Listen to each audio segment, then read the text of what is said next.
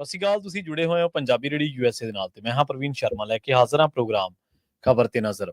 ਖਬਰ ਤੇ ਨਜ਼ਰ ਪ੍ਰੋਗਰਾਮ ਦੇ ਵਿੱਚ ਕੀ ਅਹਿਮ ਤੇ ਕੀ ਖਾਸ ਖਬਰਾਂ ਨੂੰ ਲੈ ਕੇ ਚਰਚਾ ਕਰਨ ਦੇ ਲਈ ਜੁੜ ਚੁੱਕੇ ਨੇ ਪੰਜਾਬ ਤੋਂ ਸੀਨੀਅਰ ਪੱਤਰਕਾਰ ਦੀਪਕ ਸ਼ਰਮਾ ਚਨਾਰਥਲ ਜੀ।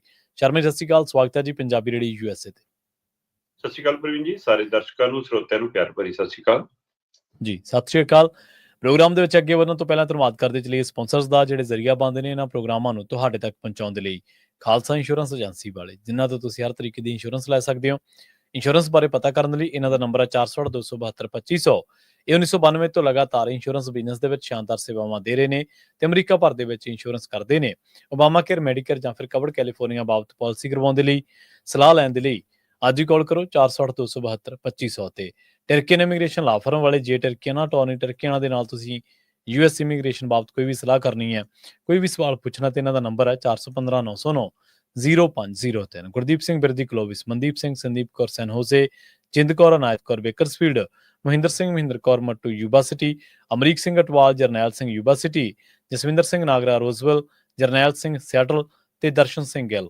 ਇਹਨਾਂ ਸਾਰੇ ਹੀ ਸਪਾਂਸਰਸ ਦਾ ਬਹੁਤ ਬਹੁਤ ਧੰਨਵਾਦ। ਤੇ ਜੇਕਰ ਤੁਸੀਂ ਵੀ ਪੰਜਾਬੀ ਰੇਡੀਓ ਯੂਐਸਏ ਦੇ ਇਹਨਾਂ ਪ੍ਰੋਗਰਾਮਾਂ ਨੂੰ ਸਪਾਂਸਰ ਕਰਨਾ ਚਾਹੁੰਦੇ ਹੋ ਤਾਂ ਸਟੂਡੀਓ ਦਾ ਨੰਬਰ ਹੈ 468-272-5500। ਅੱਜ ਦਾ ਇਹ ਖਬਰ ਤੇ ਨਜ਼ਰ ਪ੍ਰੋਗਰਾਮ ਸਾਲ 2024 ਦੀ 19 ਦਸੰਬਰ ਦਾ ਪ੍ਰੋਗਰਾਮ ਹੈ ਤੇ ਦਿਨ ਅੱਜ ਵੀਰਵਾਰ ਹੈ। ਖਬਰਾਂ ਦੀ ਸ਼ੁਰੂਆਤ ਕਰੀਏ ਪੰਜਾਬ ਦੇ ਨਾਲ, ਖੇਤਰੀ ਪਾਰਟੀ ਦੇ ਨਾਲ ਤੇ ਪੰਥ ਦੇ ਨਾਲ, ਪੰਥਕ ਮਾਮਲਿਆਂ ਦੇ ਨਾਲ ਜੁੜੀ ਇੱਕ ਬੜੀ ਹੀ ਅਹਿਮ ਖਬਰ ਤੋਂ। ਜੋ ਕੁਝ ਵਾਪਰਿਆ ਲੰਘੇ 24 ਘੰਟਿਆਂ ਦੇ ਵਿੱਚ, 36 ਘੰਟਿਆਂ ਦੇ ਵਿੱਚ, ਉਹਨਾਂ ਦੇ ਨਾਲ, ਉਸ ਦੇ ਨਾਲ ਬਾਦਲ ਪਰਿਵਾਰ ਇੱਕ ਵਾਰ ਫਿਰ ਆਲੋਚਨਾ ਦੇ ਘੇਰੇ ਦੇ ਵਿੱਚ, ਚਰਚਾ ਦੇ ਘੇਰੇ ਦੇ ਵਿੱਚ ਆ ਗਿਆ। ਕਹਿੰਦੇ ਜਥੇਦਾਰ ਦੀ ਛੁੱਟੀ ਦੇ ਮਾਮਲੇ ਦੇ ਵਿੱਚ ਵਕਤ ਦੀ ਜਿਹੜੀ ਤਖਤੀ ਹੈ ਉਹਦੇ ਤੇ ਬਾਦਲਾਂ ਨੇ ਆਪਣਾ ਨਾਂ ਹੋਰ ਕਾਲੇ ਅੱਖਰਾਂ ਨਾਲ ਲਿਖਵਾ ਦਿੱਤਾ ਜੀ। ਪ੍ਰਵੀਨ ਜੀ, ਜਿਸ ਦਿਨ 2 ਤਰੀਕ ਨੂੰ 2 ਦਸੰਬਰ ਨੂੰ ਜੀ ਬਾਦਲ ਦਲ ਦੇ ਲੀਡਰ ਤੇ ਜਿਹੜੇ ਸੁਧਾਰ ਲੈਣ ਵਾਲੇ, ਉਹ ਵੀ ਬਾਦਲ ਦਲ ਦੇ ਲੀਡਰ ਨੇ ਵੈਸੇ ਤਾਂ, ਹਾਂਜੀ, ਉਹ ਸਾਰੇ ਲੀਡਰ ਜਦੋਂ ਅਕਾਲ ਤਖਤ ਸਾਹਿਬ ਦੀ ਫਸੀਲ ਦੇ ਸਾਹਮਣੇ ਖੜੇ ਸੀ ਤਦ ਇੱਕੋ ਇੱਕ ਹੁੰਗਾਰਾ ਸੀਗਾ ਚੌਂ ਪਾਸੇ ਕਿ ਚਲੋ ਇੱਥੋਂ ਅਕਾਲੀ ਦਲ ਮੁੜ ਕੇ ਉੱਪਰ ਜਾਏਗਾ, ਅਕਾਲੀ ਦਲ ਹੁਣ ਲੀਹ ਤੇ ਆ ਜਾਏਗਾ। ਪਰ ਜਿਹੜੀ ਇਹ ਲੀਡਰਸ਼ਿਪ ਸੀ, ਇਸ ਲੀਡਰਸ਼ਿਪ ਨੂੰ ਉਸ ਦਿਨ ਦੇ ਫੈਸਲੇ 'ਚ, ਉਸ ਦਿਨ ਦੇ ਹੁਕਮਨਾਮੇ 'ਚ ਦੱਸ ਦਿੱਤਾ ਗਿਆ ਸੀਗਾ ਕਿ ਤੁਸੀਂ ਹੁਣ ਅਗਵਾਈ ਕਰਨ ਦੇ ਲਾਇਕ ਨਹੀਂ, ਤੁਹਾਨੂੰ ਖਾਰਜ ਕੀਤਾ ਜਾਂਦਾ ਹੈ ਜੀ। ਸੋ ਇਸ ਪ੍ਰਕਿਰਿਆ ਤੋਂ ਬਾਅਦ ਜਿਹੜੀ ਮੁੱਢਲੀ ਮੈਂਬਰਸ਼ਿਪ ਵਾਲੀ ਪ੍ਰਕਿਰਿਆ ਸੀ, ਉਹਦੇ ਵੱਲ ਵਧਣ ਦੀ ਬਜਾਏ ਆਪਣੀ ਚਮੜੀ, ਆਪਣੇ ਅਹੁਦੇ, ਆਪਣੀਆਂ ਕੁਰਸੀਆਂ ਬਚਾਉਣ ਦੇ ਲਈ ਇਹ ਪਿਛਲੇ ਕਿੰਨੇ ਦਿਨਾਂ ਤੋਂ 2 ਦਸੰਬਰ ਤੋਂ ਬਾਅਦ ਸਾਰੇ ਹੱਥਕੰਡੇ ਅਪਣਾਏ ਗਏ। ਉਹਨਾਂ ਅਪਣਾਏ ਗਏ ਹੱਥਕੰਡਿਆਂ ਦੇ ਵਿੱਚ ਕੀ ਇਹ ਵੀ ਇੱਕ ਪਹਿਲੂ ਆਇਆ ਕਿ ਅੱਛਾ ਤੁਸੀਂ ਸਾਨੂੰ ਤਲਬ ਕੀਤਾ, ਅਸੀਂ ਫਿਰ ਸ਼੍ਰੋਮਣੀ ਕਮੇਟੀ ਨੂੰ ਤਲਬ ਕਰ ਲੈਂਦੇ ਹਾਂ, ਸ਼੍ਰੋਮਣੀ ਕਮੇਟੀ ਤੁਹਾਨੂੰ ਤਲਬ ਕਰ ਲੂਗੀ। ਸੋ ਕੀ ਇਹ ਸਾਰੀ ਉਹ ਬਦਲਾਖੋਰੀ ਵਾਲੀ, ਚਿੜ ਵਾਲੀ ਆਪਾਂ ਕੱਲ ਗੱਲ ਕਰੇ ਰਹੇ ਸੀ, ਉੱਥੇ ਆ ਕੇ ਖੜ ਗਏ ਇਹ। ਜਥੇਦਾਰ ਗਿਆਨੀ ਹਰਪ੍ਰੀਤ ਸਿੰਘ ਹੋਰੀ ਦਲੀਲ ਨਾਲ, ਤਰਕ ਨਾਲ, ਵਿਚਾਰਕ ਤੌਰ ਤੇ, ਸਿਧਾਂਤਕ ਤੌਰ ਤੇ, ਪੰਥਕ ਤੌਰ ਦੇ ਉੱਤੇ ਉਹ ਸਾਰਾ ਜੋ ਉਹਨਾਂ ਨੇ 2 ਤਰੀਕ ਨੂੰ ਸਾਰੀ ਮੂਹਰੇ ਭੂਮਿਕਾ ਰੱਖੀ, ਕਿ ਉਸ ਭੂਮਿਕਾ ਨੇ ਅਕਾਲੀ ਦਲ ਦੇ ਲੀਡਰਾਂ ਦੇ ਅੰਦਰ ਇੱਕ ਨਵੀਂ, ਮਤਲਬ ਕਿ ਉਹਨਾਂ ਦੇ ਖਿਲਾਫ ਨਫ਼ਰਤ ਪੈਦਾ ਕਰਤੀ। ਤੁਸੀਂ ਉੱਥੇ ਨਿਰਮਲ ਹੋਣ ਆਏ ਸੀ ਕਿ ਹੋਰ ਅੰਦਰ ਕੂੜ ਭਰਨ ਆਏ ਸੀ? ਜੀ। ਇਹ ਸਵਾਲ ਵੱਡੇ ਹੁੰਦੇ ਗਏ ਤੇ ਜਿਹੜੇ ਲੀਡਰ ਨੂੰ ਤੁਸੀਂ ਪਾਰਟੀ ਚੋਂ ਬਾਹਰ ਕੀਤਾ, ਅੱਜ ਉਹ ਫਿਰ ਤੁਹਾਡੇ ਮਸਲੇ ਦੀ ਅਗਵਾਈ ਕਰ ਰਹੇ। ਤੇ ਜਿਸ ਨੁਕਤੇ ਤੇ ਸ਼੍ਰੋਮਣੀ ਗੁਰਦੁਆਰਾ ਪ੍ਰਬੰਧਕ ਕਮੇਟੀ ਨੇ ਆਪਣੀ ਮੀਟਿੰਗ ਬੁਲਾਈ ਕਿ 72 ਘੰਟਿਆਂ ਦੇ ਨੋਟਿਸ ਤੇ ਐਮਰਜੈਂਸੀ ਅੰਤਰਿਮ ਕਮੇਟੀ ਦੀ ਮੀਟਿੰਗ ਹੈ ਜੀ, ਤੇ ਉਹਦੇ ਵਿੱਚ ਇੱਕ ਨੁਕਾਤੀ ਮਸਲਾ ਸੀਗਾ ਜੀ ਕਿ ਜਥੇਦਾਰ ਗਿਆਨੀ ਹਰਪ੍ਰੀਤ ਸਿੰਘ ਦੇ ਖਿਲਾਫ ਉਹਨਾਂ ਦੇ ਜੀ ਸਾਡੂ ਵੱਲੋਂ ਸ਼ਿਕਾਇਤ ਕੀਤੀ ਗਈ। ਪਹਿਲਾਂ ਤਾਂ ਉਹ ਸਾਡਾ ਮੀਡੀਆ ਵੀ ਖਾਸਾ ਰੋਲ ਨਿਭਾ ਰਿਹਾ ਕਿ ਉਹ ਹੁਣ ਸਾਡੂ ਨਹੀਂ ਹੈ ਉਹਨਾਂ ਦਾ, ਉਹਨੂੰ ਇਹੀ ਕਹਿ ਕੇ ਕਿ ਹਰਪ੍ਰੀਤ ਸਿੰਘ ਦਾ ਸਾਡੂ, ਉਹ ਸਾਬਕਾ ਸਾਡੂ ਹੈ ਤੇ ਸਾਲਾਂ ਬੱਧੀ 10-12 ਸਾਲ ਹੋ ਗਏ ਉਹਨੂੰ। ਗਿਆਨੀ ਹਰਪ੍ਰੀਤ ਸਿੰਘ ਉਹਨਾਂ ਦੀ ਪਤਨੀ ਦੀ ਜਿਹੜੀ ਭੈਣ ਵਿਆਹੀ ਸੀ, ਉਹਦਾ ਤਲਾਕ ਹੋ ਚੁੱਕਿਆ ਤੇ ਉਹ ਬੱਚੀ ਅਗਲੇ ਘਰ ਵਿਆਹੀ ਵੀ ਹੋਈ ਹੈ। ਤੇ ਹੁਣ ਜਿਹੋ ਜਿਹੇ ਸਵਾਲ, ਜਿਹੋ ਜਿਹੇ ਦੋਸ਼, ਜਿਹੋ ਜਿਹੇ ਉਹਦੇ ਹਵਾਲੇ ਨਾਲ ਲਾ ਕੇ ਇਸ ਨੂੰ ਇਸ ਕਦਰ ਗਿਆਨੀ ਹਰਪ੍ਰੀਤ ਸਿੰਘ ਤੇ ਕਾਰਵਾਈ ਕੀਤੀ ਗਈ ਕਿ ਇਹ ਇਕੱਲੇ ਗਿਆਨੀ ਹਰਪ੍ਰੀਤ ਸਿੰਘ ਦਾ ਮਤਲਬ ਇਸ ਤਰ੍ਹਾਂ ਤੁਸੀਂ ਮਜ਼ਾਕ ਉਡਾ ਰਹੇ ਹੋ, ਮੌਜੂ ਬਣਾ ਰਹੇ ਹੋ, ਉਹਨਾਂ ਨੂੰ ਨਿਸ਼ਾਨੇ ਤੇ ਲੈ ਰਹੇ ਹੋ, ਜਾਂ ਜਿਸ ਪਰਿਵਾਰ ਚੋਂ ਵਿਆਹੀ ਆ ਉਸ ਨੂੰ ਵੀ ਨਮੋਸ਼ੀ ਦੀ ਅੱਗ 'ਚ ਚੱਕ ਰਹੇ ਹੋ। ਸਹੀ। ਸਾਰੇ ਪਰਿਵਾਰ, ਮਤਲਬ ਅੱਜ ਉਹ ਪਰਿਵਾਰਾਂ ਦੇ ਉੱਤੇ ਕੀ ਬੀਤ ਰਹੀ ਹੋਣੀ, ਤੁਸੀਂ ਹੂੰ ਕਿਹੋ ਜਿਹਾ ਮਤਲਬ ਕਿ ਇਹ ਪੱਖ ਸਾਹਮਣੇ ਲਿਆ ਰਹੇ ਹੋ। ਔਰ ਖਾਸ ਕਰਕੇ ਜੇਕਰ ਸੱਚਮੁੱਚ ਇਹ ਮਾਮਲਾ ਗੰਭੀਰ ਆ ਹੂੰ ਤਾਂ ਪਹਿਲਾਂ ਉਸ ਬੰਦੇ ਨੂੰ ਪੁੱਛਣਾ ਬਣਦਾ ਸੀ ਕਿ ਮਿੱਤਰਾ ਤੂੰ 10-12 ਸਾਲ ਕਿੱਥੇ ਸੀ। ਹੂੰ ਉਹ ਤਾਂ ਪਹਿਲਾਂ ਹੈੱਡ ਗ੍ਰੰਥੀ ਵੀ ਰਹੇ ਨੇ, ਪਹਿਲਾਂ ਅਕਾਲ ਤਖਤ ਸਾਹਿਬ ਦੇ ਕਾਰਜਕਾਰੀ ਜਥੇਦਾਰ ਵੀ ਜਥੇਦਾਰ ਰਹੇ ਲੰਬੇ ਸਮੇਂ ਤੋਂ ਦਮਦਮਾ ਸਾਹਿਬ ਜਥੇਦਾਰ, ਜਦ ਸ਼ਿਕਾਇਤ ਲੈ ਕੇ ਕਿਉਂ ਨਹੀਂ ਆਇਆ? ਹੂੰ ਹੁਣ ਇਹ ਸ਼ਿਕਾਇਤ ਦਾ ਕੀ ਆਧਾਰ, ਅਚਾਨਕ ਇਸ ਸ਼ਿਕਾਇਤ ਨੂੰ ਸਾਹਮਣੇ ਲਿਆਉਣ ਦਾ ਕੀ ਆਧਾਰ? ਮੀਡੀਆ ਪਹਿਲਾਂ ਵੀ ਸੀ, ਸਾਰਾ ਕੁਝ ਸੀ, ਹੁਣ ਇਹ ਪੂਰਾ ਇੱਕ ਪਲਾਨਡ ਯੋਜਨਾ ਦੇ ਤਹਿਤ ਹੋ ਰਿਹਾ ਪ੍ਰਚਾਰ। ਕੀ ਇਹ ਇੱਕ ਵਿਅਕਤੀ ਵਿਸ਼ੇਸ਼ ਦੀ, ਜਿਹੜਾ ਸ਼ਬਦ ਬਾਰ-ਬਾਰ ਜਥੇਦਾਰ ਗਿਆਨੀ ਹਰਪ੍ਰੀਤ ਸਿੰਘ ਵਰਤ ਰਹੇ ਸੀ ਕਿ ਮੇਰੀ ਕਰਤਾਰ ਕੁਸ਼ੀ, ਕਿ ਉਹ ਇਹ ਉਹੀ ਹੈ, ਤੇ ਉਸੇ ਸ਼ਬਦ ਦੀ ਵਿਆਖਿਆ ਹੁਣ ਇਹ ਘਟਨਾ। ਜੀ ਜੀ। ਔਰ ਦੂਸਰੇ ਪਾਸੇ ਜੇਕਰ ਤੁਸੀਂ ਉਸ ਅਹੁਦੇ ਦੀ, ਉਸ ਰੁਤਬੇ ਦੀ ਮਰਿਆਦਾ ਰੱਖਣੀ ਹੁੰਦੀ ਤਾਂ ਤੁਸੀਂ ਪਹਿਲਾਂ ਉਸ ਸ਼ਿਕਾਇਤ ਦੇ ਆਧਾਰ ਤੇ ਮੰਥਨ ਕਰਦੇ। ਪਰ ਜਿਹੜੀ ਮੀਟਿੰਗ ਸੀ, ਉਸ ਮੀਟਿੰਗ ਦੇ ਵਿੱਚ 2 ਬੰਦਿਆਂ ਨੂੰ ਛੱਡ ਕੇ ਬਾਕੀ ਸਾਰੇ ਇੱਕੋ ਨੁਕਤੇ ਤੇ, ਇੱਕੋ ਬਿਨਾਂ ਸ਼ਿਕਾਇਤ ਖੋਲਿਆ, ਬਿਨਾਂ ਦੇਖਿਆ, ਹਾਂਜੀ ਯਾਨੀ ਹਰਪ੍ਰੀਤ ਸਿੰਘ ਨੂੰ ਕੱਢੋ ਜੀ। ਇਹਦਾ ਮਤਲਬ ਤੁਹਾਨੂੰ ਤੁਹਾਡੇ ਆਕਾ ਦਾ ਹੁਕਮ ਸੀ, ਤੁਸੀਂ ਉਸ ਹੁਕਮ ਤੇ ਫੁੱਲ ਚੜਾਉਣ ਆਏ ਸੀ। ਦੱਸਣ ਵਾਲੇ ਇਹ ਦੱਸਦੇ ਨੇ ਕਿ ਮੀਟਿੰਗ ਸ਼ੁਰੂ ਹੋਣ ਤੋਂ ਪਹਿਲਾਂ ਜੀ ਬਾਹਰ ਵਿਕਰਮ ਮਜੀਠੀਆ ਮਿਲ ਕੇ ਗਿਆ ਧਾਮੀ ਤੇ ਆਪਣੇ ਪੱਖੀ ਮੈਂਬਰਾਂ ਨੂੰ। ਠੀਕ ਹੈ। ਕੀ ਹੁਕਮ ਆਇਆ ਕੋਈ, ਕੀ ਨਿਰਦੇਸ਼ ਆਇਆ ਕੋਈ? ਜਾਂ ਦੂਸਰੇ ਪਾਸੇ ਕੱਲ ਨਗਰ ਨਿਗਮ ਚੋਣਾਂ ਸੀ ਤੇ ਅਕਾਲੀ ਦਲ ਦੇ ਉਮੀਦਵਾਰ ਲਈ ਵੋਟਾਂ ਮੰਗਣ ਲੁਧਿਆਣੇ ਵਿਕਰਮ ਮਜੀਠੀਆ ਵੀ ਆਏ ਸੀ, ਤੇ ਲੁਧਿਆਣੇ 'ਚ ਸ਼੍ਰੋਮਣੀ ਕਮੇਟੀ ਦੀ ਮੀਟਿੰਗ ਸੀ। ਇਸ ਲਈ ਕਹਿ ਸਕਦੇ ਜੀ ਸਬੱਬੀ ਮੈਨੂੰ ਪਤਾ ਲੱਗਿਆ ਜੀ, ਮੈਂ ਤਾਂ ਫਤਿਹ ਬੁਲਾਉਣ ਆ ਗਿਆ। ਪਰ ਉਸ ਸ਼ਿਕਾਇਤ ਦੇ ਆਧਾਰ ਦੇ ਉੱਤੇ ਤੁਸੀਂ ਕੱਢਣ ਦਾ ਫੈਸਲਾ ਲੈਂਦੇ ਹੋ। 2 ਮੈਂਬਰ ਜਿਹੜੇ ਬਾਦਲ ਦਲ ਨਾਲ ਸੰਬੰਧਿਤ ਨਹੀਂ ਸੀ ਅੰਤਰਿਕ ਕਮੇਟੀ 'ਚ, ਉਹਨਾਂ ਨੇ ਕਿਹਾ ਕਿ ਵੀ ਸ਼ਿਕਾਇਤ ਦੇ ਆਧਾਰ ਤੇ ਕਾਰਵਾਈ ਥੋੜਾ ਹੁੰਦੀ ਹੈ। ਫਿਰ ਕਹਿੰਦੇ ਅੱਛਾ ਜੀ ਅਸੀਂ ਕਮੇਟੀ ਬਣਾ ਲੈਣਾ। ਹੁਣ ਕਮਾਲ ਹੈ, 3 ਮੈਂਬਰੀ ਕਮੇਟੀ ਹੁਣ ਜਥੇਦਾਰ ਗਿਆਨੀ ਹਰਪ੍ਰੀਤ ਸਿੰਘ ਨੂੰ ਤਲਬ ਕਰੂਗੀ, ਮਤਲਬ ਠੀਕ ਹੈ ਜੀ, ਹੈ ਨਾ। ਹੁਣ ਉਹਨਾਂ ਮੂਹਰੇ ਪੇਸ਼ ਹੋਣਗੇ ਜਿਹੜੇ ਅਸੀਂ ਕਹਿੰਦੇ ਕਿ ਜਥੇਦਾਰ ਕਿਸੇ ਦੁਨਿਆਵੀ ਅਦਾਲਤ ਮੂਹਰੇ ਵੀ ਪੇਸ਼ ਨਹੀਂ ਹੁੰਦੇ। ਇਹ ਆਪਣੇ ਤੁਸੀਂ ਇਹਦਾ ਮਤਲਬ ਉਹੀ ਵਿਵਹਾਰ ਕਰ ਰਹੇ ਹੋ ਨਾ ਕਿ ਮੁਲਾਜ਼ਮ ਵਾਲਾ ਵੀ, ਤੂੰ ਗਲਤੀ ਕਰ ਲਈ ਵੀ, ਤੂੰ ਆਪਣੇ ਕੰਪਨੀ ਦੇ CEO ਸਾਹਿਬ ਨੂੰ ਹੈ ਨਾ ਸਵਾਲ ਕਰ ਲਿਆ ਵੀ ਹੁਣ ਤੇਰੀ ਤਾਂ ਤਨਖਾਹ ਕੱਟਣੀ ਹੈ। ਹਾਂਜੀ ਹਾਂਜੀ ਬਿਲਕੁਲ ਉਹੀ ਇਹ ਉਹ ਪ੍ਰਕਿਰਿਆ। ਤੋ ਇਹ ਨੇ ਇੱਕ ਤਰ੍ਹਾਂ ਨਾਲ ਸਵਾਲ ਖੜਾ ਕਰਤਾ ਕਿ ਅਕਾਲੀ ਦਲ ਬਾਦਲ ਅਕਾਲੀ ਦਲ ਜਿਹੜਾ ਇਹ ਦਰੁਸਤ ਕਰਨ ਗਿਆ ਸੀ, ਉਸ ਨੇ ਗੁਨਾਹ ਵੀ ਮੰਨ ਲਏ ਤੇ ਹੁਣ ਉਹਨਾਂ ਦੀ ਚਾਰਜੋਈ ਦੇ ਲਈ, ਉਹਨਾਂ ਦੀ ਪੈਰਵੀ ਦੇ ਲਈ, ਉਹਨਾਂ ਦੇ ਉੱਤੇ ਪਹਿਰੇਦਾਰੀ ਦੇ ਲਈ ਜੋ ਹੁਕਮਨਾਮੇ ਆਏ ਸੀ ਉਹਦੇ ਵੀ ਖਰੇ ਉਤਰ ਰਹੇ। ਸੋ ਉਹ ਗੰਡੇ ਵੀ ਖਾ ਲਏ 100 ਤੇ ਛਿੱਤਰ ਵੀ ਖਾ ਲਏ। ਹੁਣ ਤੁਸੀਂ ਦੋਏ ਗੱਲਾਂ ਦੇ ਹੁਣ ਤੁਸੀਂ ਅਕਾਲ ਤਖਤ ਸਾਹਿਬ ਦੀ ਫਸੀਲ ਦੇ ਸਾਹਮਣੇ ਖੜ ਕੇ ਨਾ ਕਬੂਲ ਕੀਤੇ ਨੇ, ਚਾਹੇ ਉਹ ਡੇਰਾ ਮੁਖੀ ਨਾਲ ਸੰਬੰਧਿਤ ਹੈ, ਚਾਹੇ ਉਹ ਸਮੇਤ ਸੈਣੀ ਨਾਲ ਸੰਬੰਧਿਤ ਹੈ ਨਾ, ਚਾਹੇ ਉਹ ਬੇਅਦਬੀ ਵਾਲੇ ਤੁਹਾਡੀ ਸਰਕਾਰ ਦੇ ਮਸਲੇ ਚੱਲੀਆਂ ਗੋਲੀਆਂ ਵਾਲਾ ਮਸਲਾ ਹੈ। ਸੋ ਸਾਰਾ ਕੁਝ ਤੁਸੀਂ ਹਾਂਜੀ ਕਹਿ ਕੇ ਕਬੂਲ ਕੀਤਾ ਤੇ ਹੁਣ ਤੁਸੀਂ ਉਸ ਹੁਕਮਾਂ ਨੂੰ ਮੰਨਣ ਤੋਂ ਭੱਜ ਰਹੇ ਸੀ, ਉਸ ਨੂੰ ਪਿੱਛਾ ਕਰਦੇ ਤੁਸੀਂ ਇਸ ਕਾਰਵਾਈ ਤੱਕ ਆ ਗਏ। ਜਥੇਦਾਰ ਗਿਆਨੀ ਹਰਪ੍ਰੀਤ ਸਿੰਘ ਹੋਰਾਂ ਨੇ ਕੱਲ ਪ੍ਰੈਸ ਕਾਨਫਰੰਸ ਕੀਤੀ। ਪ੍ਰੈਸ ਕਾਨਫਰੰਸ ਕਰਕੇ ਉਹ ਕਹਿੰਦੇ ਜੀ ਠੀਕ ਹੈ ਫਿਰ ਕਿ ਮੇਰੇ ਕੋਲ IT ਸੈੱਲ ਵਾਲੇ 13-14 ਸਵਾਲ ਪਹੁੰਚੇ ਨੇ। ਉਹਨਾਂ ਨੇ ਦਾਅਵਾ ਕੀਤਾ ਕਿ ਅੰਮ੍ਰਿਤਸਰ 'ਚ ਪੱਤਰਕਾਰਾਂ ਨੂੰ IT ਸੈੱਲ ਵਾਲਿਆਂ ਨੇ, ਹੁਣ ਉਹ ਕਿਹਦਾ IT ਸੈੱਲ ਆ ਸਭ ਨੂੰ ਸਮਝ ਆਉਂਦੀ ਹੈ ਕਿ ਉਹਨਾਂ ਦਾ ਇਸ਼ਾਰਾ ਸਿੱਧਾ ਸੁਖਬੀਰ ਬਾਦਲ ਤੇ ਉਹਦੇ ਸਮਰਥਕਾਂ ਵੱਲ ਸੀਗਾ ਕਿ ਉਹਨਾਂ ਦੇ IT ਸੈੱਲ ਨੇ ਸਵਾਲ ਪੁੱਛਾਏ ਨੇ ਕਿ ਜਥੇਦਾਰ ਜਿੱਥੇ ਟੱਕਰੇ ਉਹਨੂੰ ਇਹ ਸਵਾਲ ਪੁੱਛਣਾ। ਕਹਿੰਦੇ ਇੱਕ ਪੱਤਰਕਾਰ ਸਾਥੀ ਨੇ ਮੈਨੂੰ ਸਵਾਲ ਭੇਜਤੇ ਕਿ ਆਹ ਸਵਾਲ ਆ ਰਿਹਾ ਤੁਹਾਡੇ ਵਾਸਤੇ। ਕਹਿੰਦਾ ਮੈਨੂੰ ਕੋਈ ਪੱਤਰਕਾਰ ਪੁੱਛੇ ਨਾ ਪੁੱਛੇ, ਮੈਂ ਸਾਰੇ ਸਵਾਲਾਂ ਦਾ ਜਵਾਬ ਦਊਂਗਾ, ਪਰ ਹਜੇ ਸ਼ਹੀਦੀ ਪੰਦਰਵਾੜਾ ਚੱਲਦਾ, ਮੈਂ ਉਸ ਤੋਂ ਬਾਅਦ ਜਵਾਬ ਦਊਂਗਾ। ਮਤਲਬ ਸ਼ਹੀਦੀ ਪੰਦਰਵਾੜਾ ਕੱਲਾ ਗਿਆਨੀ ਹਰਪ੍ਰੀਤ ਸਿੰਘ ਲਈ ਉਹ ਚੱਲਦਾ, ਉਹ SGPC ਲਈ, ਅਕਾਲੀ ਦਲ ਲਈ, ਆ ਬਲਟੋਹੇ ਲਈ ਉਹਨਾਂ ਲਈ ਨਹੀਂ ਚੱਲਦਾ ਸੀ। ਸਹੀ ਬਿਲਕੁਲ। ਤੇ ਅਜੇ ਤਾਂ ਤੁਸੀਂ ਇਕੱਲੀ ਇਸੇ ਮਸਲੇ ਤੇ ਆਏ ਹੋ ਜਿਹੜਾ ਪਰਿਵਾਰਕ ਮਸਲਾ ਉਹਨਾਂ ਦਾ, ਔਰ ਪੁਰਾਣਾ ਮਸਲਾ ਜਿਹੜਾ ਅਦਾਲਤੀ ਪ੍ਰਕਿਰਿਆ 'ਚ ਦਰਕਿਨਾਰੇ ਹੋਇਆ ਸਾਰਾ ਕੁਝ ਨਿਬੜਿਆ ਹੋਇਆ ਹੈ ਨਾ। ਤੇ ਅਜੇ ਤਾਂ ਤੁਸੀਂ ਉਹ ਵੀਡੀਓ ਵਾਲੇ ਮਸਲੇ ਤੇ ਵੀ ਆਉਣਾ ਹੋਣਾ।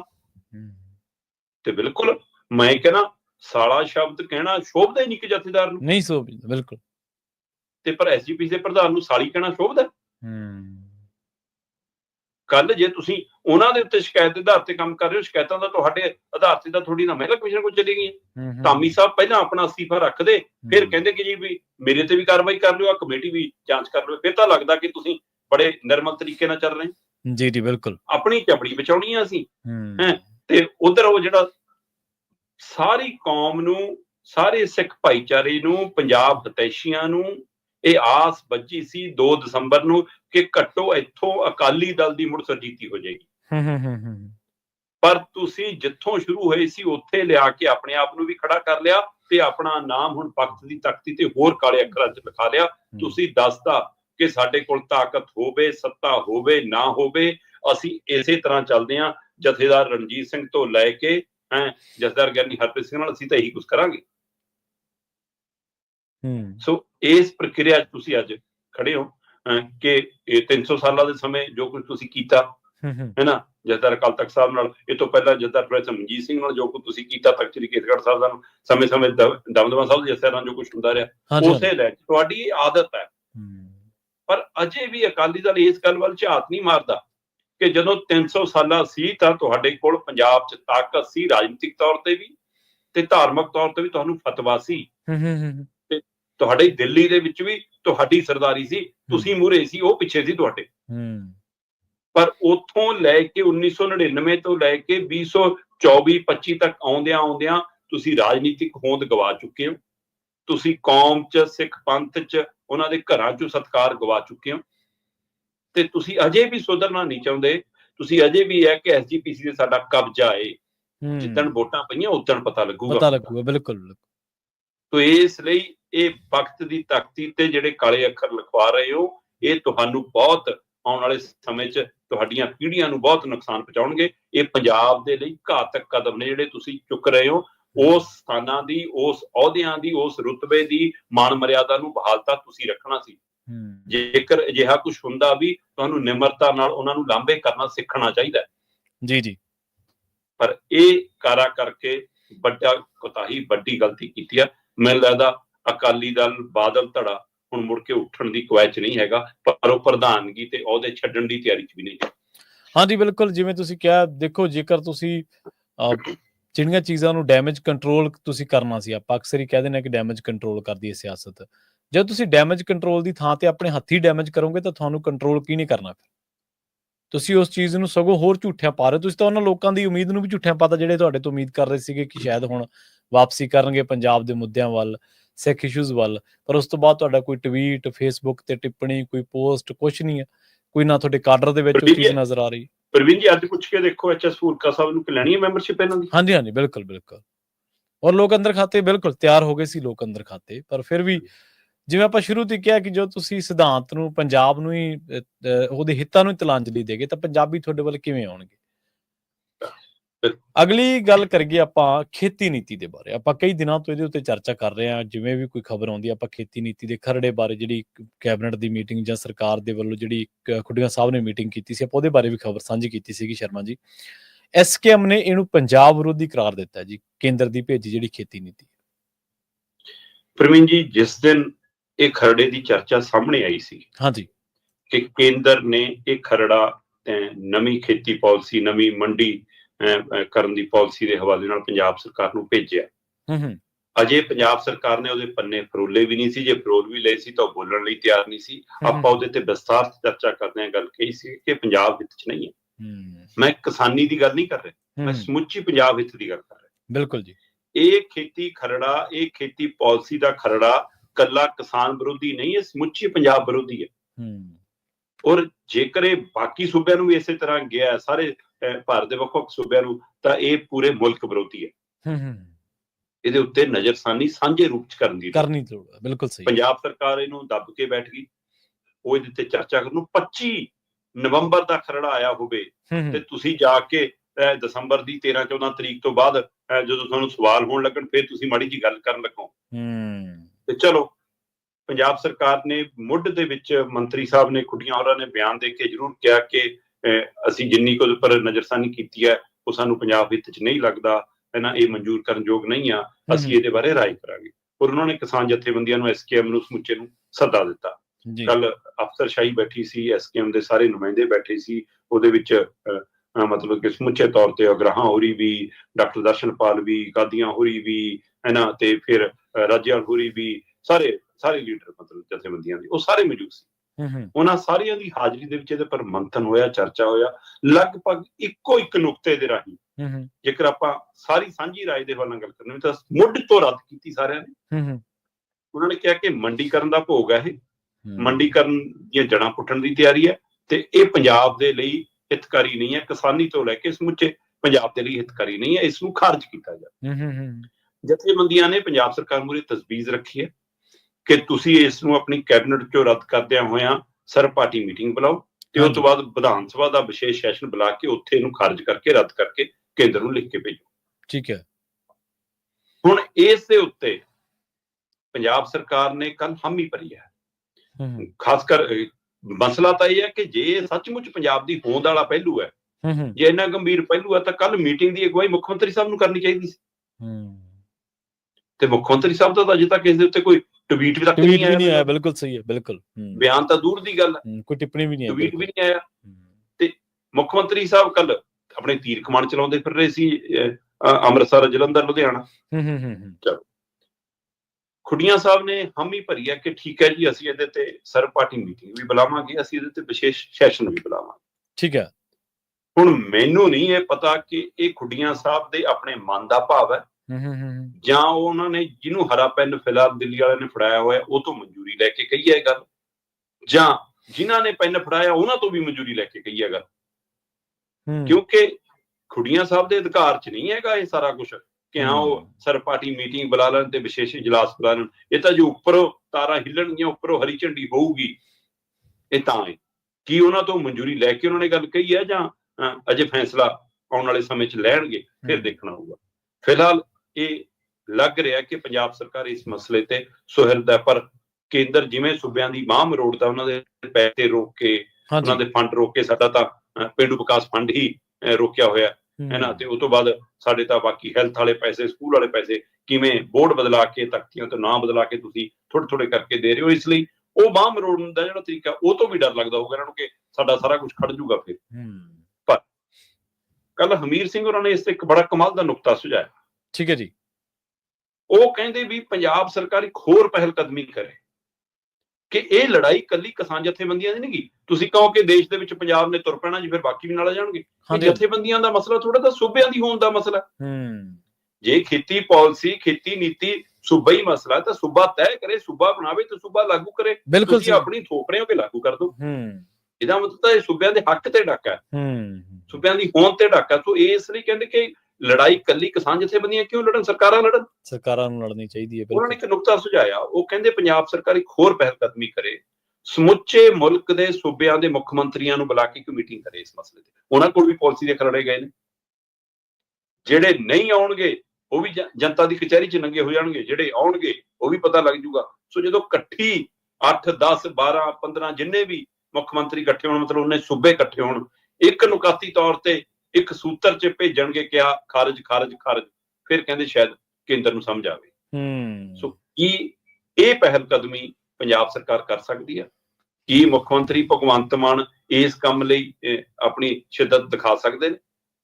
ਚਲੋ ਉਹ ਤੋਂ ਪਹਿਲਾਂ ਤਾਂ ਅਜੇ ਨਜ਼ਰ ਇਸੇ ਤੇ ਹੈ ਜੀ, ਉਹ ਆਪਣੀ ਕੈਬਨਿਟ 'ਚ ਇਸ ਨੂੰ ਰੱਦ ਕਰਨ, ਸਰਬ ਪਾਰਟੀ ਮੀਟਿੰਗ ਬੁਲਾ ਕੇ ਉਸ ਖਾਰਜ ਕਰਨ ਤੇ ਉਸ ਤੋਂ ਬਾਅਦ ਵਿਧਾਨ ਸਭਾ ਦਾ ਸੈਸ਼ਨ ਬੁਲਾਉਣ। ਫਿਰ ਦੇਖਦੇ ਜੀ ਕਿੱਧਰ ਨੂੰ ਜਾਂਦੇ ਆ। ਵਿਰੋਧੀ ਧਿਰ ਵੀ ਇਹਦੇ ਕਿਤੇ ਨਜ਼ਰ ਨਹੀਂ ਆਈ। ਨਹੀਂ, ਬਿਲਕੁਲ ਨਹੀਂ। ਅਜੇ ਤੱਕ ਅਕਾਲੀ ਹੈ ਜਾਂ ਕਾਂਗਰਸੀ ਜਿਨ੍ਹਾਂ ਨੂੰ ਲੱਗਦਾ ਕਿ ਸਾਡੇ ਪੈਰ ਥੱਲੇ ਐਂ ਬਟੇਰ ਆ ਜਾਊਗਾ, ਹੈਨਾ, ਉਹ ਕਿਤੇ ਨਹੀਂ ਨਜ਼ਰ ਆਏ। ਤੇ ਪਰ ਜਿਨ੍ਹਾਂ ਦੇ ਪੈਰ ਥੱਲੇ ਬਟੇਰ ਆਉਣਾ, ਉਹ ਆਮ ਆਦਮੀ ਪਾਰਟੀ ਨੂੰ ਲੱਗ ਰਿਹਾ ਕਿ ਅਕਾਲੀ ਦਲ ਦਾ ਜੋ ਸਥਿਤੀ ਹੋ ਰਹੀ ਆ, ਸਾਡੇ ਪੈਰ ਪੱਕੇ ਲੱਗ ਰਹੇ ਨੇ। ਬਿਲਕੁਲ ਬਿਲਕੁਲ, ਪੈਰ ਪੱਕੇ ਦਾ ਜਿਹੜੇ ਇੱਥੇ ਅੱਜ ਤੋਂ ਕਈ ਸਾਲਾਂ ਬਾਅਦ ਕਹਿੰਦੇ ਸੀ ਵੀ ਅਸੀਂ ਸਾਰਾ ਕੁਝ ਕੀਤਾ, ਉਹਨਾਂ ਦੇ ਲੱਗੇ ਤਾਂ ਚਲੋ ਫੇਰ ਹੁਣ ਨਵੇਂ ਆਏ ਨੇ ਸੱਤਾ ਦੇ ਵਿੱਚ। ਅਗਲੀ ਗੱਲ ਕਰੀਏ ਆਪਾਂ ਕਿਸਾਨੀ ਦੀ। ਬਈ ਸ਼ਰਮਾ ਜੀ, ਨਜ਼ਰਾਂ ਲੱਗੀਆਂ ਹੋਈਆਂ ਨੇ ਲੋਕਾਂ ਦੀਆਂ ਖਨੌਰੀ ਬਾਰਡਰ ਤੇ, ਉੱਥੇ ਕੀ ਵਾਪਰ ਰਿਹਾ, ਮਿੰਟ ਬਾਅਦ, ਘੰਟੇ ਬਾਅਦ ਜਿਸ ਤਰ੍ਹਾਂ ਦੀ ਵੀ ਕੋਈ ਖਬਰ ਆਉਂਦੀ ਆ, ਲੋਕ ਉਧਰ ਨੂੰ ਹੋ ਤੁਰਦੇ ਨੇ, ਉਸ ਖਬਰ ਵੱਲ ਨੂੰ ਉਹਨਾਂ ਦਾ ਧਿਆਨ ਖਿੱਚਿਆ ਜਾਂਦਾ। ਸੁਪਰੀਮ ਕੋਰਟ ਨੇ ਹਾਲਾਤਾਂ ਦੇ ਮੱਦੇਨਜ਼ਰ, ਜੋ ਸਰੀਰਕ ਹਾਲਾਤ ਬਣ ਚੁੱਕੇ ਨੇ ਡੱਲੇਵਾਲ ਸਾਹਿਬ ਦੇ, ਉਹਨਾਂ ਨੇ ਕਿਹਾ ਕਿ ਉਹਨਾਂ ਨੂੰ ਤੁਰੰਤ ਹਸਪਤਾਲ ਦੇ ਵਿੱਚ ਪਹੁੰਚਾਓ ਜੀ। ਮਾਨਯੋਗ ਸੁਪਰੀਮ ਕੋਰਟ ਨੇ ਕੱਲ ਫਿਰ ਉਹ ਜਿਹੜੀ ਪਹਿਲੂਆਂ ਤੇ ਸੁਣਵਾਈ ਸੀ, ਉਹ ਸੁਣਵਾਈ ਸੀ ਜੀ।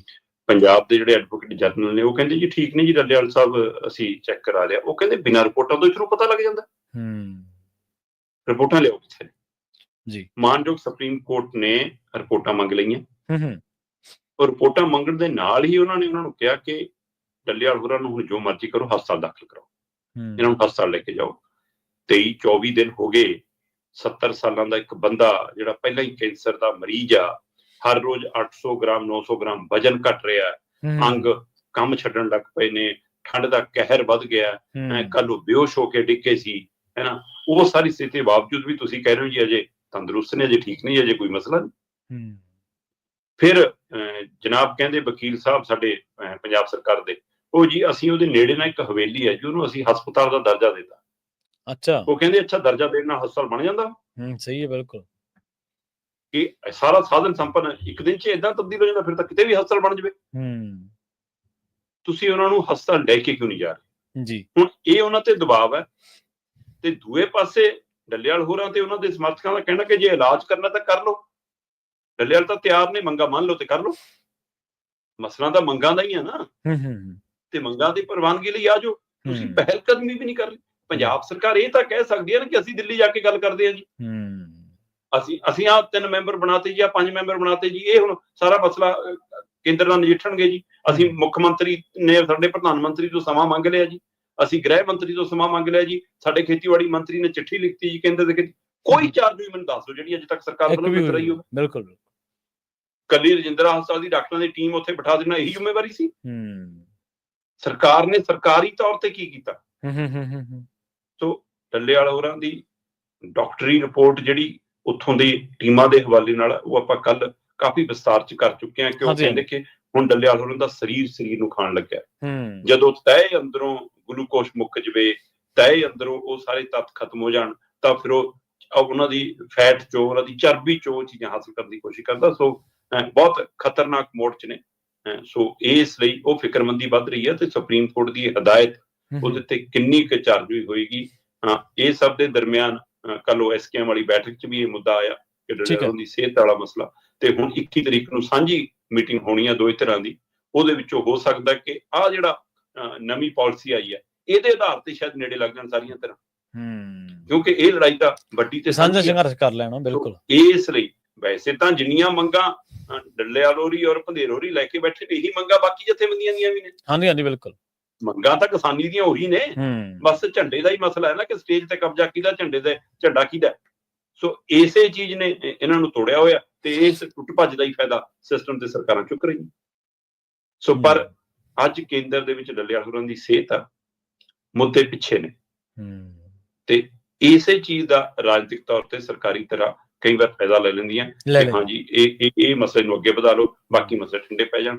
ਸੋ ਜੇਕਰ ਇਹ ਪ੍ਰਕਿਰਿਆ ਵੀ ਅੱਗੇ ਵਧਦੀ ਹੈ, ਡੱਲੇਵਾਲ ਹੋਰਾਂ ਦੀ ਜਿਹੜੀ ਸਿਰੜ ਆ ਹੁਣ, ਹੈ ਨਾ, ਬੇਸ਼ੱਕ ਕਹਿੰਦੇ ਆ ਕਿ ਸਿੱਖੀ ਸਿਧਾਂਤਾਂ ਦੇ ਅਨੁਸਾਰ ਤਾਂ ਮਰਨ ਵਰਤ ਦਾ ਕੋਈ ਥਾਂ ਨਹੀਂ ਹੈ, ਪਰ ਫਿਰ ਵੀ ਜਿਹੜਾ ਉਹਨਾਂ ਦਾ ਸਿਰੜ ਆ ਉਸ ਦੇ ਹਵਾਲੇ ਨਾਲ ਜੇ ਸਰਕਾਰਾਂ ਸੱਚਮੁੱਚ ਜਾਂ ਮਾਣਯੋਗ ਅਦਾਲਤ ਨੂੰ ਵੀ ਕਹਿੰਦੇ ਕਿ ਖਨੌਰੀ ਤੋਂ ਸੁਨੇਹਾ ਭੇਜਿਆ ਕਿ ਤੁਹਾਡਾ ਫਿਕਰ, ਧੰਨਵਾਦ ਜੀ, ਤੁਸੀਂ ਫਿਕਰ ਪ੍ਰਗਟਾਇਆ, ਪਰ ਜੇ ਇਹੀ ਹਦਾਇਤ ਦਿੱਲੀ ਨੂੰ ਕਰੋ, ਕੇਂਦਰ ਸਰਕਾਰ ਨੂੰ ਕਰੋ ਕਿ ਤੁਸੀਂ ਮੰਗਾਂ ਮੰਨੋ ਵੀ ਇੱਕ ਬੰਦੇ ਦੀ ਜਾਨ ਜਾ ਰਹੀ ਹੈ, ਸੋ ਉਸ ਪਾਸੇ ਨੂੰ ਹਦਾਇਤ ਕਿਉਂ ਨਹੀਂ ਗਈ? ਮੰਗਾਂ ਮੰਨ ਲੈਣ ਤਾਂ ਮਰਨ ਵਰਤ ਟੁੱਟ ਜੂਗਾ ਤੇ ਸਾਰਾ ਕੁਝ ਠੀਕ ਹੋ ਜੂਗਾ। ਪਰ ਡਾਕਟਰਾਂ ਦਾ ਕਹਿਣਾ ਜੇਕਰ ਅੱਜ ਵੀ ਇਲਾਜ ਸ਼ੁਰੂ ਹੁੰਦਾ ਤਾਂ ਵੀ ਹੁਣ ਉਹਨਾਂ ਦੇ ਅੰਗ ਪਹਿਲਾਂ ਵਾਲੀ ਸਥਿਤੀ 'ਚ ਨਹੀਂ ਰਹੇ। ਬਿਲਕੁਲ। ਇਹ ਵੱਡੀ ਫਿਕਰਮੰਦੀ ਹੈ, ਔਰ ਪਲ ਪਲ ਜਿਹੋ ਜਿਹਾ ਬੀਤ ਰਿਹਾ, ਉਹ ਜਿਹਾ ਫਿਕਰਮੰਦੀ। ਮੈਨੂੰ ਪਤਾ ਲੱਗ ਰਿਹਾ ਸੀਗਾ ਕਿ ਪਰਸੋਂ ਮਤਲਬ ਲੰਘੀ ਰਾਤ ਜਿਹੜੀ ਹੈਗੀ ਅੱਜ ਵਾਲੀ ਤੋਂ ਪਹਿਲਾਂ, ਹੈ ਨਾ, ਉਸ ਦਿਨ ਇੱਕ ਐਂਬੂਲੈਂਸ ਨੇੜੇ ਗਈ ਵੀ ਸੀ, ਜਿਹ 'ਚ ਸਾਰਾ ਸਿਸਟਮ ਸੀਗਾ, ਉਹ ਵੈਂਟੀਲੇਟਰ ਵਗੈਰਾ ਸਾਰਾ ਕੁਝ ਜੋ ਕੁਝ ਹੁੰਦਾ ਹੈ ਨਾ, ਪਰ ਉਹ ਨੇੜੇ ਵੀ ਗਈ ਸੀ, ਤੇ ਪਰ ਉਦਣ ਵੀ ਉਹ ਲਿਜਾ ਨਹੀਂ ਸਕੇ ਜਾਂ ਲਿਜਾਣ ਨਹੀਂ ਆਏ ਸੀ ਅਜੇ, ਸਿਰਫ ਕੀ ਉਹ ਕਰਕੇ ਦੇਖ ਰਹੇ ਨੇ ਮੌਕ ਡਰਿਲ ਵਗੈਰਾ ਜਾਂ ਕੀ ਹੈ, ਪਰ ਕਿਸੇ ਵੀ ਸਮੇਂ ਉਹਨਾਂ ਨੂੰ ਲਿਜਾਣਾ ਪੈ ਸਕਦਾ। ਪਰ ਕੀ ਉਹ ਜਬਰੀ ਹੋਏਗਾ ਜਾਂ ਉਹਨਾਂ ਦੀ ਕਿਸੇ ਮੰਗਾਂ ਤੇ ਹਾਮੀ ਭਰ ਕੇ ਹੋਏਗਾ, ਇਹ ਦੇਖਣਾ ਨਹੀਂ। ਦੇਖੋ, ਜਿਹੜਾ ਤਾਂ ਜਿਵੇਂ ਤੁਸੀਂ ਕਿਹਾ ਨਾ ਮੌਕ ਡਰਿਲ, ਅਸਲ ਦੇ ਵਿੱਚ ਇਹਨਾਂ ਚੀਜ਼ਾਂ ਤੋਂ ਭੱਜਿਆ ਨਹੀਂ ਜਾ ਸਕਦਾ, ਕਿਉਂਕਿ ਉੱਥੇ ਤਾਂ ਲਗਾਤਾਰ ਗਿੱਠਾਂ ਦੇ ਨਾਲ ਥਾਵਾਂ ਮਿਣੀਆਂ ਜਾ ਰਹੀਆਂ ਨੇ ਕਿ ਕਿੱਧਰੋਂ ਕੀ ਹੋ ਸਕਦਾ। ਔਰ ਜਿਹੜੀ ਦੂਜੀ ਗੱਲ ਸ਼ਰਮਾ ਜੀ ਤੁਸੀਂ ਕੀਤੀ ਹੈ ਕਿ ਖੇਤੀ ਨੀਤੀ ਦੇ ਉੱਤੇ ਜਿਹੜਾ ਸਾਰੀਆਂ ਕਿਸਾਨ ਧਿਰਾਂ ਦਾ, ਜੇਕਰ ਇਸ ਸੰਘਰਸ਼ ਸਾਂਝਾ, ਜੇਕਰ ਤੁਸੀਂ ਸਹਿਮਤ ਹੋ ਖੇਤੀ ਨੀਤੀ ਦੇ, ਤਾਂ ਕੱਲ ਘੱਟੋ ਘੱਟ ਉਸ ਖਰੜੇ ਤੇ ਇੱਕ ਪਲੇਟਫਾਰਮ ਤੇ ਆ ਜਾਓ, ਉਹਦੇ ਤੇ ਲੜਾਈ ਲੜ ਲਓ, ਇਕੱਠੇ ਹੋ ਕੇ ਲੜ ਲਓ, ਆਪਦੀ ਸਮਰੱਥਾ ਤਾਂ ਦਿਖਾਓ ਨਾ ਕੇਂਦਰ ਸਰਕਾਰ ਨੂੰ, ਆਪਣੀ ਲੜਨ ਦੀ ਸਮਰੱਥਾ, ਆਪਣੀ ਗੱਲ ਕਰਨ ਦੀ ਸਮਰੱਥਾ। ਪ੍ਰਵੀਨ ਜੀ, ਇਹ ਇਸ ਲਈ ਲੜਾਈ ਹੋਰ ਵੱਡੀ ਹੋਣੀ ਆ ਕਿ ਜਿੱਥੇ ਜਿੱਥੇ ਬੀਜੇਪੀ ਜਾਂ ਉਹਨਾਂ ਦੇ ਭਾਈਵਾਲਾਂ ਦੀ ਸਰਕਾਰ ਆ, ਉੱਥੇ ਉਹਨਾਂ ਨੇ ਮੋਹਰਾਂ ਲਾ ਕੇ ਭੇਜ ਦੇਣੀ ਹੈ। ਉਹਨਾਂ ਨੇ ਕਹਿਣਾ ਜੀ ਇੰਨੇ ਸੂਬਿਆਂ ਦਾ ਮਨਜ਼ੂਰ ਕਰ ਲਈ। ਉਹ ਸੂਬਿਆਂ ਨੂੰ ਥੋੜਾ ਮਨਜ਼ੂਰ ਕੀਤੀ ਹੈ, ਤੁਹਾਡੀ ਲੀਡਰਸ਼ਿਪ ਨੇ ਕੀਤੀ ਹੈ। ਬਿਲਕੁਲ ਸਹੀ, ਬਿਲਕੁਲ। ਤੇ ਕਿਸਾਨੀ ਦੀ ਆਵਾਜ਼ ਉੱਥੇ ਦਬਾਈ ਜਾ ਰਹੀ ਹੈ, ਜਾਂ ਉੱਥੇ ਦੇ ਹੋਰ ਸੂਬਿਆਂ ਦੇ ਕਿਸਾਨ ਇੰਨੇ ਇਕਜੁੱਟ, ਇੰਨੇ ਚੇਤਨ ਅਜੇ ਨਹੀਂ ਹੋਏ, ਇੰਨੇ ਸਮਰੱਥ ਨਹੀਂ ਹੋਏ। ਬਿਲਕੁਲ। ਸੋ ਉਹ ਪੰਜਾਬ ਕੰਨੀ ਦੇਖ ਰਹੇ ਨੇ, ਹਰਿਆਣਾ ਕੰਨੀ ਦੇਖ ਰਹੇ ਨੇ ਕਿ ਇੱਥੋਂ ਵਾਲੇ ਕਿਸਾਨ ਉੱਠਣ। ਬਿਲਕੁਲ। ਸੋ ਪਰ ਮੈਨੂੰ ਲੱਗਦਾ ਹੁਣ ਸਰਕਾਰਾਂ ਨੂੰ ਉੱਠਣ ਦੀ ਲੋੜ ਆ ਜੀ। ਮੌਕਾ ਹੀ ਹੁੰਦਾ ਜੀ ਕੋਈ, ਜਦੋਂ ਤੁਸੀਂ ਸਾਬਤ ਕਰ ਦਿੰਦੇ ਆ ਕਿ ਅਸੀਂ ਵਾਕਈ ਲੋਕਾਂ ਦੀ ਲੜਾਈ ਲੜ ਸਕਦੇ ਹਾਂ, ਸਾਡੇ 'ਚ ਬੈਕਬੋਨ ਹੈਗੀ ਹੈ।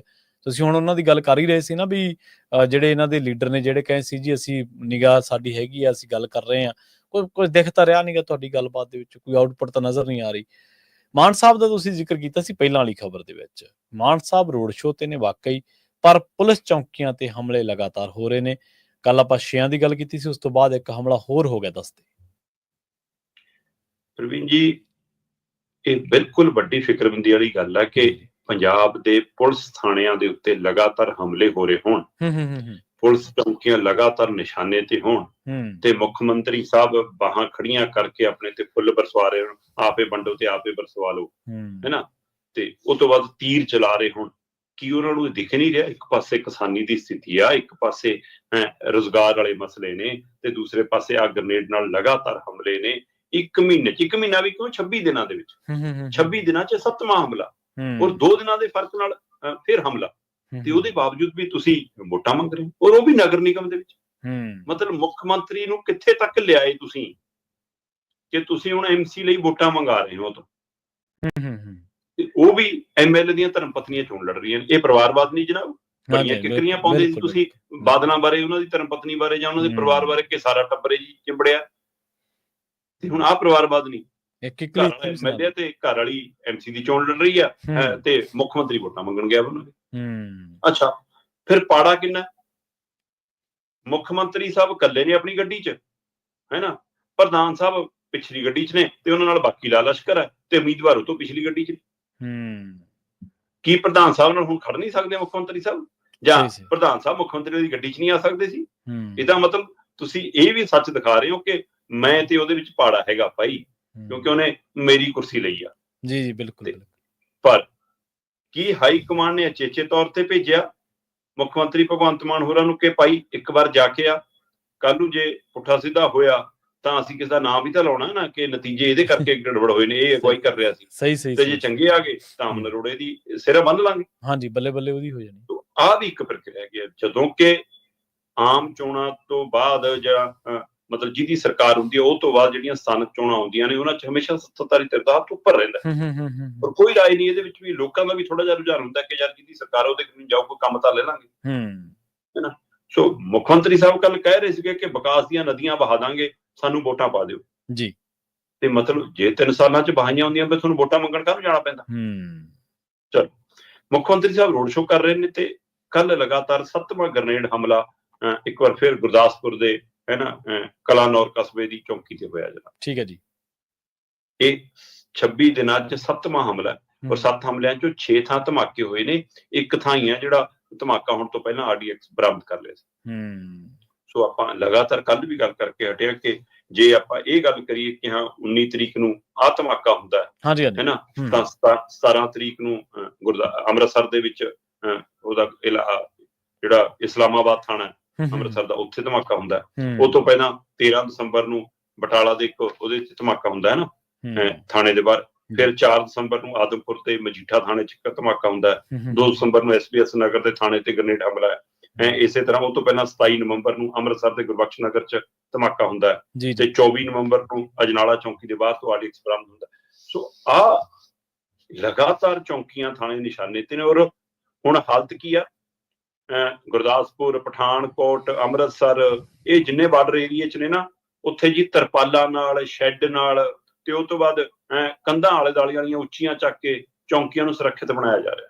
ਉਹ ਅੱਛਾ, ਮਤਲਬ ਕੱਲ ਪਹਿਲਾਂ ਹਰੇ ਜਿਹੇ ਕੱਪੜੇ ਬੰਨ੍ਹਤੇ ਸੀਗੇ, ਫਿਰ ਕੱਲੇ ਮਿਸਤਰੀ ਬੁਲਾ ਕੇ ਕੰਧਾਂ ਉੱਚੀਆਂ ਕਰਾ ਲਓ ਜੀ, ਆਹ ਜੰਗਲੇ ਹੋਰ ਲਵਾ ਲਓ ਜੀ, ਹੈਨਾ, ਉੱਪਰੋਂ ਸ਼ੈੱਡ ਪਵਾ ਲਓ ਜੀ ਤਾਂ ਕਿ ਕੋਈ ਚੀਜ਼ ਬਾਹਰੋਂ ਗਿਰੇ ਨਾ ਜੀ। ਇਹ ਸਾਰੀਆਂ ਪ੍ਰਕਿਰਿਆਵਾਂ ਨੇ। ਕੈਮਰੇ ਲਵਾਓ ਜੀ, ਆਹ ਕੁਛ ਕਰੋ ਜੀ, ਉਹ ਸਾਰੀ ਪ੍ਰਕਿਰਿਆ ਚੱਲ।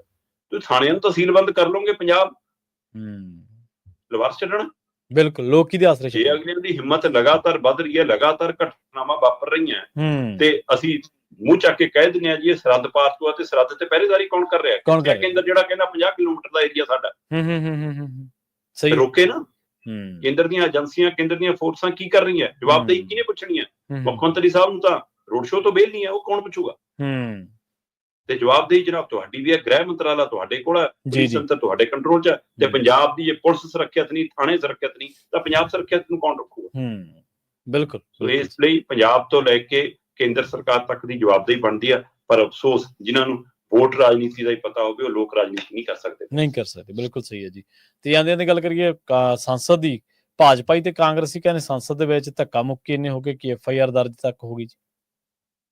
ਪ੍ਰਵੀਨ ਜੀ, ਬਾਬਾ ਭੀਮ ਰਾਓ ਅੰਬੇਦਕਰ ਜੀ ਬਾਰੇ ਹਾਂਜੀ ਆਪਾਂ ਕੱਲ ਵੀ ਗੱਲ ਜੋ ਬੋਲ ਅਮਿਤ ਸ਼ਾਹ ਨੇ ਬੋਲੇ ਸੀ, ਉਹਨਾਂ ਮਸਲਿਆਂ ਦੇ ਉੱਤੇ, ਉਹਨਾਂ ਬੋਲਾਂ ਦੇ ਉੱਤੇ ਮਾਫੀ ਮੰਗਣ ਦੀ ਬਜਾਏ ਮਤਲਬ ਇੱਕ ਤਰੀਕਾ ਨਾਲ ਇਹ ਕਿਹਾ ਜੀ ਕਿ ਅਸੀਂ ਵੀ ਅੰਬੇਦਕਰ ਸਾਹਿਬ ਦੀਆਂ ਫੋਟੋਆਂ ਫੜ ਕੇ ਖੜ ਜਾਂਦੇ ਹਾਂ, ਉਧਰੋਂ ਕਾਂਗਰਸੀ ਵੀ ਖੜ ਗਏ ਜਾਂ ਇੰਡੀਆ ਗੁੱਟਜੋੜ ਵੀ ਖੜ ਗਏ, ਤੇ ਅੰਦਰ ਗੇਟ ਦੇ ਉੱਤੇ ਧੱਕਾ ਮੁੱਕੀ ਹੋ ਗਈ। ਤੇ ਸਥਿਤੀ ਇਹ ਬਣ ਗਈ ਜੀ, ਹੁਣ ਬੀਜੇਪੀ ਵਾਲੇ ਕਹਿੰਦੇ ਜੀ ਸਾਨੂੰ ਰਾਹੁਲ ਗਾਂਧੀ ਨੇ ਧੱਕਾ ਦਿੱਤਾ ਜੀ, ਹੈ ਨਾ। ਰਾਹੁਲ ਗਾਂਧੀ ਕਹਿੰਦਾ ਖੜਗੇ ਨੂੰ ਉਹਨਾਂ ਨੇ ਡਿੱਗਿਆ ਜੀ। ਮੈਂ ਕਹਿੰਦਾ ਇੱਥੇ ਕੋਈ ਫਾਈਟ ਨਹੀਂ ਸੀ, ਫਿਰ ਇਹ ਰੋਕ ਰਕਈਆ ਕਿਉਂ? ਇਹ ਸੰਸਦ ਮੈਂਬਰ ਨੇ ਚੁਣੇ ਹੋਏ ਜੀ, ਜਿਨ੍ਹਾਂ ਨੇ ਕਾਨੂੰਨੀ ਤੌਰ ਤੇ, ਨੁਕਤੇ ਦੇ ਤੌਰ ਤੇ, ਤੱਥ ਦੇ ਆਧਾਰ ਤੇ ਕਾਨੂੰਨ ਬਣਾਉਣੇ ਨੇ, ਕਾਨੂੰਨ ਸੋਧਣੇ ਨੇ, ਕਾਨੂੰਨ ਪ੍ਰਕਿਰਿਆ ਅਨੁਸਾਰ ਦੇਸ਼ ਚਲਾਉਣ ਦੀ ਗੱਲ ਕਰਨੀ ਹੈ। ਉਹ ਏਦਾਂ ਜੇ ਲੜਦੇ ਭਿੜਦੇ ਨੇ, ਇਹਦਾ ਮਤਲਬ ਤੁਹਾਨੂੰ ਆਰਡਰ ਆਉਂਦੇ ਨੇ ਕਿਤੋਂ। ਉਹਦੇ ਲਈ ਉੱਥੇ ਸਾਰੀ ਟੀਮਾਂ ਹੈਗੀਆਂ ਨੇ ਜਿਨ੍ਹਾਂ ਦੀ ਡਿਊਟੀਆਂ ਜਿੱਥੇ ਜਿੱਥੇ ਗੇਟਾਂ ਤੇ ਖੜਨ ਦੀਆਂ ਨੇ। ਜੇ ਮੈਂਬਰ ਪਾਰਲੀਮੈਂਟ ਅੰਦਰ ਜਾਣਾ ਚਾਹੁੰਦਾ ਜਾਵੇ। ਇਹ ਰੋਕਣ ਵਾਲੀ ਪ੍ਰਕਿਰਿਆ ਤੇ ਟਕਰਾਉਣ ਵਾਲੀ ਪ੍ਰਕਿਰਿਆ ਤੇ ਫਿਰ ਹੱਦ ਹੈ। ਉਹ ਤੋਂ ਬਾਅਦ ਇਰਾਦੇ ਕਤਲ ਤੱਕ ਦੇ ਪਰਚੇ ਹੋ ਗਏ ਜੀ ਰਾਹੁਲ ਗਾਂਧੀ ਤੇ ਰਾਹੁਲ ਗਾਂਧੀ ਨੇ ਉਹਨਾਂ ਦੇ ਖਿਲਾਫ ਕੁੱਟਮਾਰ ਦੀ ਕਵਾਇਦ ਦੇ ਪਰਚੇ ਕਰਾਤੇ। ਸੋ ਹੁਣ ਇਹ ਪਰਚਿਆਂ ਰਾਹੀਂ ਲੜਨਗੇ, ਇਹ ਦਲੀਲਾਂ ਰਾਹੀਂ ਲੜਨ ਜੋਗੇ ਨਹੀਂ ਹੈਗੇ। ਬਿਲਕੁਲ ਸਹੀ ਹੈ। ਇਹ ਬਹੁਤ ਮੱਦਭਾਗਾ ਹੈ ਜੋ ਭਾਰਤੀ ਸੰਸਦ 'ਚ ਵਾਪਰ ਰਿਹਾ। ਔਰ ਤੁਸੀਂ ਮੁੱਦੇ ਨੂੰ ਡਿਵਰਟ ਕਰ, ਤੁਸੀਂ ਉਸ ਮੁੱਦੇ ਤੋਂ ਭਗੌੜੇ ਹੋ ਰਹੇ ਹੋ, ਕਿਉਂਕਿ ਅੱਜ ਤੱਕ ਦੇਖਿਆ ਕਿ ਕਦੇ ਇਹਨਾਂ ਨੇ ਕੋਈ ਫੈਸਲਾ ਲੈ ਕੇ, ਕੋਈ ਬੋਲ ਕੇ ਉਹਦੇ ਨਾਂ ਦੇ ਉੱਤੇ ਮਾਫੀ ਤਾਂ ਚਲੋ ਬਹੁਤ ਦੂਰ ਦੀ ਗੱਲ ਹੈ, ਕਦੇ ਪ੍ਰੈਸ ਕਾਨਫਰੰਸ ਕਰਕੇ ਕਿਹਾ ਵੀ ਹੋਵੇ, ਪਰ ਇਸ ਮਸਲੇ ਤੇ ਅਮਿਤ ਸ਼ਾਹ ਨੇ ਤੁਰੰਤ ਪ੍ਰੈਸ ਕਾਨਫਰੰਸ ਬੁਲਾਈ। ਇਹਦਾ ਮਤਲਬ ਤੁਹਾਨੂੰ ਇੱਕ ਡਰ ਪੈ ਗਿਆ ਕਿ ਇਹ ਵੋਟ ਬੈਂਕ ਨਾ, ਤੁਸੀਂ ਅਜੇ ਵੀ SCBC ਭਾਈਚਾਰੇ ਦੇ ਹਵਾਲੇ ਨਾਲ ਦੇਖ ਰਹੇ ਹੋ ਸਿਰਫ ਅੰਬੇਦਕਰ ਸਾਹਿਬ ਦੀ ਘਟਨਾ ਨੂੰ। ਪਰ ਮੈਂ ਕੱਲ ਵੀ ਗੱਲ ਕੀਤੀ ਸੀ ਕਿ ਉਹ ਪੂਰੇ ਮੁਲਕ ਦੇ, ਇਹ ਪੂਰੇ ਮੁਲਕ ਦਾ ਅਪਮਾਨ ਹੈ। ਤੇ ਤੁਸੀਂ ਉਸ ਤੋਂ ਬਾਅਦ ਹੁਣ ਇਸ ਵਧੀਕੀਆਂ ਤੇ ਉਤਰ ਆਏ ਕਿ ਉਹ ਮਸਲਾ ਏਦਾਂ ਠੰਡਾ ਹੋ ਜਾਵੇ। ਇਹ ਮਸਲੇ ਤੋਂ ਧਿਆਨ ਡਿਵਰਟ ਕਰਨ ਦੀ ਕੋਸ਼ਿਸ਼ ਹੈ, ਪਰ ਮੂੰਹ ਚੋਂ ਨਿਕਲੇ ਬੋਲ ਤੇ ਹੈ ਨਾ, ਕਮਾਨ ਚੋਂ ਨਿਕਲੇ ਤੀਰ ਵਾਪਸ ਨਹੀਂ ਆਉਂਦੇ ਕਦੇ। ਬਿਲਕੁਲ ਸਹੀ ਕਿਹਾ ਤੁਸੀਂ ਸ਼ਰਮਾ ਜੀ। ਔਰ ਰੌਲਾ ਇਹ ਹੈ ਕਿ ਤੁਸੀਂ ਜਿਹੜੇ ਮੁੱਦੇ ਤੇ ਜਵਾਬ, ਜਿਵੇਂ ਆਪਾਂ ਅਕਾਲੀ ਦਲ ਦਾ ਸਿਸਟਮ ਦੇਖ ਰਹੇ ਹਾਂ ਇੱਥੇ, ਉਹੀ ਆ ਸਾਰਾ ਕੁਛ ਕਿ ਸੁਖਬੀਰ ਬਾਦਲ ਨੂੰ ਅੱਜ ਕੱਲ ਕੋਈ ਚਰਚਾ ਕਰ ਰਿਹਾ, ਚਰਚਾ ਹੋ ਰਹੀ ਹੈ ਧਾਮੀ ਤੇ ਜਥੇਦਾਰ ਹਰਪ੍ਰੀਤ ਸਿੰਘ ਦੇ ਉੱਤੇ, ਸਾਰੀਆਂ ਗੱਲਾਂ ਉਹ ਵਾਪਰ ਰਹੀਆਂ ਨੇ। ਤੇ ਉਹ ਉੱਥੇ ਹੈ ਚਰਚਾ ਹੋ ਰਹੀ ਹੈ ਰਾਹੁਲ ਗਾਂਧੀ ਦੀ FIR ਤੇ, ਬਾਬਾ ਸਾਹਿਬ ਜਾਂ ਅੰਬੇਦਕਰ ਸਾਹਿਬ ਦੀ ਕੋਈ ਗੱਲ ਨਹੀਂ ਕਰ ਰਿਹਾ, ਤੇ ਜਿਹੜੀ ਉਹ ਤੋਹੀਨ ਹੋਈ ਹੈ ਉਸ ਤੇ ਗੱਲ ਜਾ ਹੀ ਨਹੀਂ ਰਹੇਗੀ। ਤੇ ਉਹ ਤੋਹੀਨ ਨੂੰ ਵੀ ਜੋੜ ਰਹੇ ਨੇ ਇਕੱਲੇ ਇੱਕ ਭਾਈਚਾਰੇ ਨਾਲ, ਜਿਵੇਂ ਤੁਸੀਂ ਕਿਹਾ ਕਿ ਦੇਸ਼ ਨਾਲ ਜੋੜਨ ਦੀ ਗੱਲ ਆ, ਉਹ ਅਧਿਕਾਰਾਂ ਦੀ, ਸੰਵਿਧਾਨ ਘਾੜਿਆਂ ਦੀ ਗੱਲ ਆ ਉਹ ਅਸਲ ਦੇ ਵਿੱਚ, ਜਿਹੜੀਆਂ ਆਪਾਂ ਕੱਲ ਵੀ ਕਨਸਟੀਟਿਊਸ਼ਨਲ ਡਿਬੇਟਸ ਦਾ ਆਪਾਂ ਹਵਾਲਾ ਦਿੱਤਾ ਸੀਗਾ ਜੀ। ਸ਼ਰਮਾ ਜੀ ਨਾਲ ਖਾਸ ਖਬਰਾਂ ਤੇ ਖਾਸ ਜਾਣਕਾਰੀਆਂ ਦੇ ਲਈ ਤੁਹਾਡਾ ਬਹੁਤ ਬਹੁਤ ਧੰਨਵਾਦ। ਸ਼ੁਕਰੀਆ ਜੀ। ਪ੍ਰੋਗਰਾਮ ਖਬਰ ਤੇ ਨਜ਼ਰ ਨੂੰ ਆਪਾਂ ਇੱਥੇ ਸਮਾਪਤ ਕਰਾਂਗੇ। ਤੁਹਾਡਾ ਸਾਰਿਆਂ ਦਾ ਵੀ ਬਹੁਤ ਧੰਨਵਾਦ। ਸਤਿ ਸ਼੍ਰੀ ਅਕਾਲ। ਜੁੜੇ ਰਹੋ ਪੰਜਾਬੀ ਰੇਡੀਓ USA ਦੇ ਨਾਲ।